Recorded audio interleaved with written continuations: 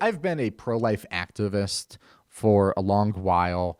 I've gone to Planned Parenthoods. I've pled with mothers not to kill their children, and I've seen the fruits of my labor. Children who would have otherwise been murdered.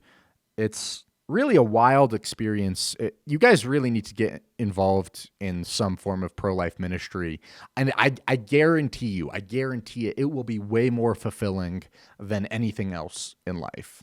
Maybe having a family, maybe that's more fulfilling. I don't know. I can't say yet. But when you see a picture of a little girl, you see a picture of a little girl in a car seat that would have been murdered otherwise had you not done something, that I don't know what to say. That does things to you.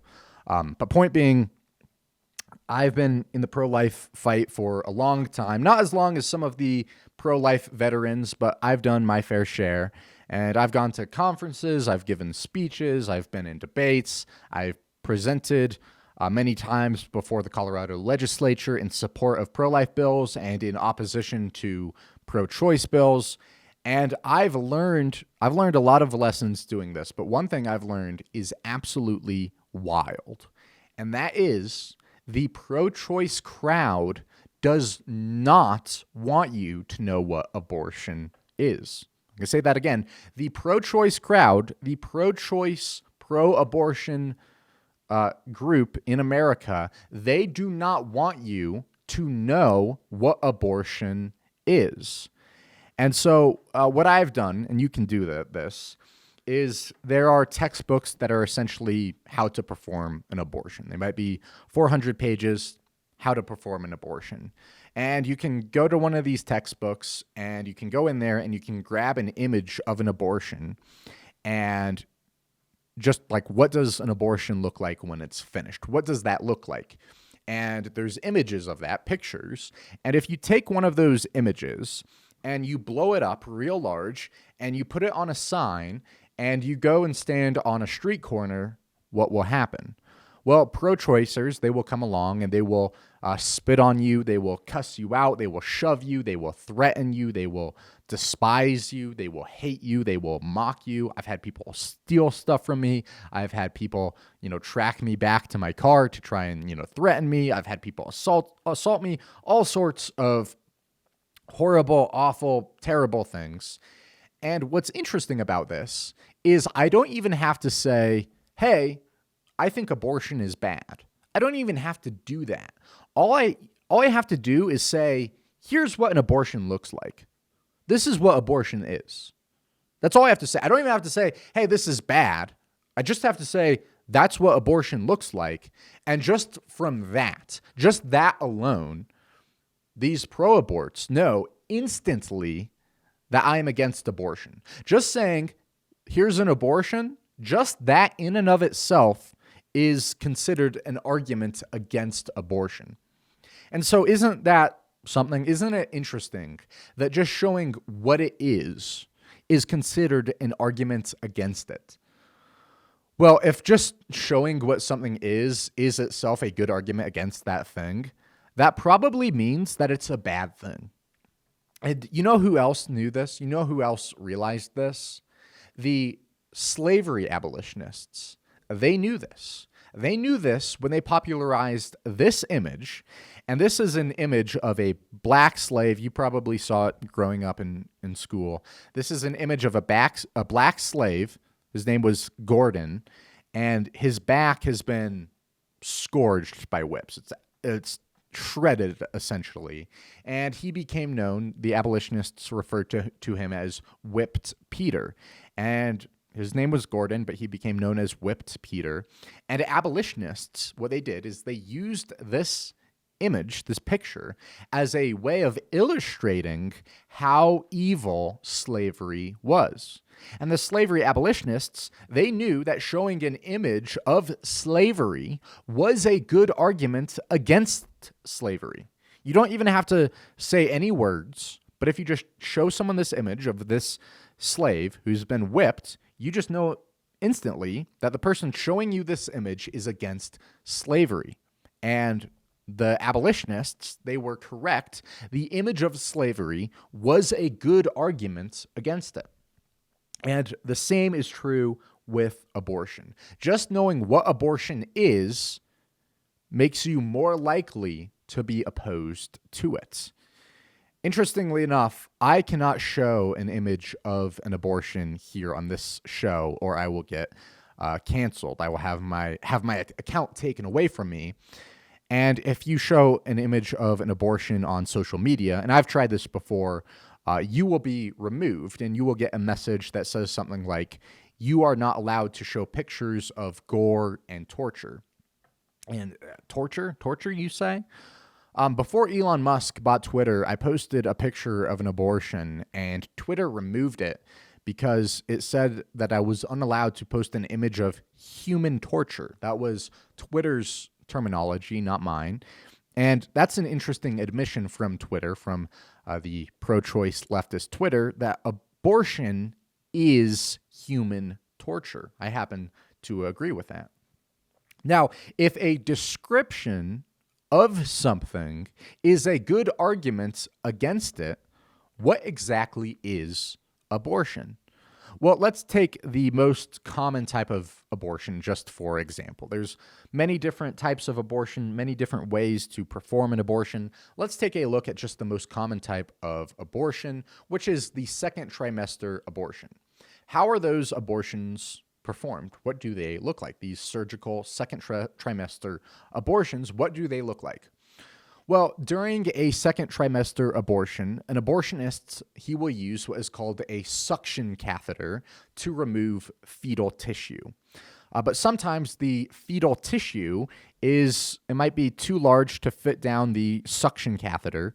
So what they'll do is they will use forceps to separate the tissue into smaller bits, and then these smaller bits can then fit into the suction catheters and be removed. And after this tissue is removed, what do? Well, then they will go and double check and make sure they got rid of all the fetal tissue. And that is how a abortion textbook might describe it. The way I describe it might help to paint a little bit better of a picture, a little bit more accurate of a picture, and so I'll do that here. An abortionist will use an abortion vacuum. That's what I like to call it. I think that's a much more fitting term. And they will use this abortion vacuum to suck a baby out of a mother's womb. And the baby, if you perform an ultrasound while performing an abortion, you do both simultaneously, what you're going to see is that while doing an abortion, the baby will be kicking at this vacuum. It will be clawing, trying to get away from this vacuum. It'll be trying to run away from this vacuum. But of course, the baby, it doesn't have anywhere to go. It's inside of the mother's womb. There's nowhere to escape to. If it would, this child definitely would try to do that. And these children, they have a lot of fight in them. They are very precious. They care about life. And so they try to get desperately away from this abortion vacuum. But they don't have anywhere to go, so the doctor in air quotes will kill the baby. And so then what Dr. Mengele, he might notice in this situation is that if what he might notice in this situation is that if the baby doesn't fit, he might notice that and then think, oh, I have to solve this problem. So that he'll go in there with some scissors or some forceps, and then he will rip some limbs off of the baby so that the pieces individually, a bunch of small pieces, that's easier to fit down an abortion vacuum than one big piece.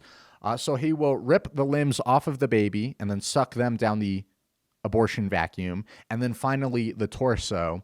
But then comes into play the most tricky part of the entire procedure, which is the baby's skull. See, a baby's skull can't easily be cut in half, and it can't be just ripped apart like how a limb might be ripped off of a torso, so it must be crushed so it is small enough to fit through the suction catheter. So a baby's head will be crushed, and that's why you see with a lot of these abortion images of abortion, very often the baby's head is dented. There's a dent in the baby's skull, and that's because it was too large to fit down the abortion vacuum, so they crushed it so it could be small enough to fit. Now, after the baby is removed, there is a very important step for Dr. Joseph Mengele to perform here. A very important step, which is to make sure that he got all of the fetal tissue, or as I like to call them, body parts. And he has to make sure that he got all of the body parts. And why does he do this? Well, if you leave any body parts behind, what's going to happen is that will give the mother a pretty gnarly infection. And so you have to be very careful and make sure that you get rid of every single body part that's inside of the mother's womb. Otherwise, the mother will get a bad infection. And so how does Dr. Joseph do this? Well, he doesn't take a look inside of the mother. No, why would he do that? There's no need, right? And wouldn't you think that that's the place to look? If you're looking for any fetal tissue that's remaining, wouldn't you think that you would want to look inside of the mother's womb? Well, that would not be the right place to look because you don't need to. That's not the right place. That's not where you have to go. So where do these doctors, and I'm using doctors in air quotes, where do these doctors go to make sure that they got all of the fetal tissue? Well, they look in the Petri dish. And why look there? Why look in the Petri dish? Well, what they do with this suction catheter, with this abortion vacuum, is they vacuum out all the parts of the baby, and then they put it into this Petri dish, and then they will take a look at all of the body parts of the baby, and they will properly arrange them to form a little baby boy or a little baby girl on a Petri dish. And they will put 2 legs on the bottom, a torso in the middle, an arm on each side, hands and feet, and a head on top. And they do this so they can count and see if they have everything, if they're missing anything. So they go, 7, 8, 9. It looks like we're missing a toe. We have to go back in and get a toe. And then they check for each body part to make sure they got each body part so that the mom does not get an infection. Now, is this making you uncomfortable? Why? Why is that? Why is this making you uncomfortable? Well, as it turns out, everyone knows how horrible an abortion is when you just describe it in plain terms. Everyone knows how evil it is. Everyone knows that it's a baby. And just describing what abortion is itself a good argument against abortion. So when I was describing that, I didn't even need to say, this is evil, this is wrong. All I had to do was explain it. And instantly, this is wrong. And that is because God has wrote his law on your heart, and you understand that this is wrong inherently. You don't need any explanation. It's just clear that this is evil beyond measure. It's abhorrent. It's the worst sin in America. I'll say that outright. Hey, I hope you enjoyed that video. We have noticed that pro-aborts are not able to listen to sentences any longer than 4 words long. That is the cap. That is the most their attention span can go. They can only listen to sentences that are 4 words long. That's why they like sentences like my body, my choice, because if all they have to think about is 4 words, then they can wrap their head around that, but they can't go any longer than that. And so that is why we have made another video addressing this very idea, my body, my choice. And we have a sentence in there that's actually 6 words long. And so I know that's a little bit much for some of you pro-aborts out there in the audience, but I think if you really focus, you really dig deep, I think you will be able to comprehend those 6 words. And so if you want to see that video, make sure to check out that in our end screen. Just click on that there. And I hope you can like, subscribe, and share this video, especially with your pro-choice friends. Hey, may God bless you guys.